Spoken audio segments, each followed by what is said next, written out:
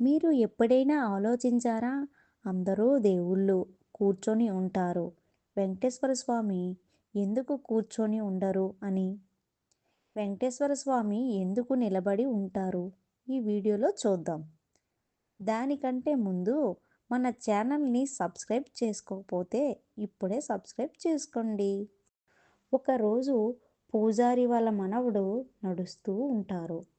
పూజారి మనవడు అడుగుతాడు, తాత, నేను చాలా రోజుల నుంచి ఒకటి అడుగుదాం అనుకుంటున్నా అని అంటాడు. వాళ్ళ తాతయ్య అంటాడు, ఏంటి నాయనా, అడుగు అని అంటాడు. అప్పుడు పూజారి మనవడు అంటాడు, తాత, అందరి దేవుళ్ళు కూర్చొని ఉంటారు కదా, మరి వెంకన్న స్వామి ఎందుకు నించొని ఉంటారు? అప్పుడు వాళ్ళ తాత నవ్వుకొని, ఇది కలియుగం, ప్రతి మనిషికి బాధ, భయం, అప్పులు ఉంటాయి. అలాగే ఒకరోజు ప్రజలు అందరూ పంట పొలాలు పాడైపోయాయి. ప్రజలందరూ ఏడుపులు, కేకలు వేస్తూ ఉంటారు. మా పంట పొలాలు పోయాయి వెంకన్న స్వామి అని. వైకుంఠంలో దేవతలు అందరూ కూర్చొని ఉంటారు. అక్కడ ఉన్న దేవతలు అంటారు, స్వామి, భక్తులు అరుపులు వినిపిస్తున్నాయి అని అంటారు.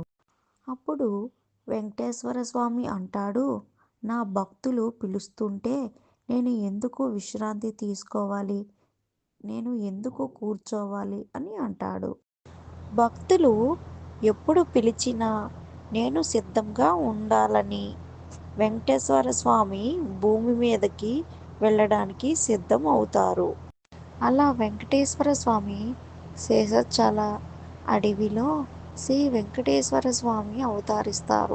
వెంకటేశ్వర స్వామి అంటాడు, నేను ఎప్పుడూ కూర్చుంటే విశ్రాంతి తీసుకున్నట్టు ఉంటుంది. నేను ఎప్పుడూ భక్తుల కోసం నిలబడి ఉంటా అని అంటాడు. అలా శ్రీ వెంకటేశ్వర స్వామి భక్తుల కోసం నిలబడి ఉంటాడు.